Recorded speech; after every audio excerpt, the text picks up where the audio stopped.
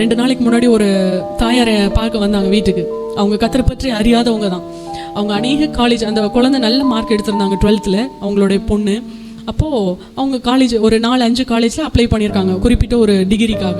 அவங்க அப்ளை பண்ணிவிட்டு அவங்க வந்து ஜெபிக்கிறதுக்காக சொல்கிறாங்க. அவங்க ஆண்டவரை பற்றி அவங்க அறியலை, ஜஸ்ட் ஒரு நெய்பர் பழக்கம், அவ்வளோதான்.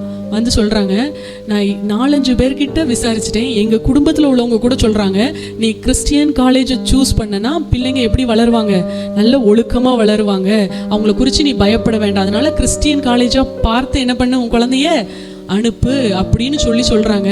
அதனால இந்த கிறிஸ்டியன் காலேஜுக்கு பாஸ்டரோட ரெக்கமெண்டேஷன் வேணும்னு வந்து கேட்டாங்க. ஒரு ஆமேன்னு சொல்லலாமா? ஆனால் இன்றைக்கு நம்ம ஊழியம் செய்கிறவங்க கிறிஸ்தவர்கள் டாப் காலேஜ் என்னவா தான் இருக்குது.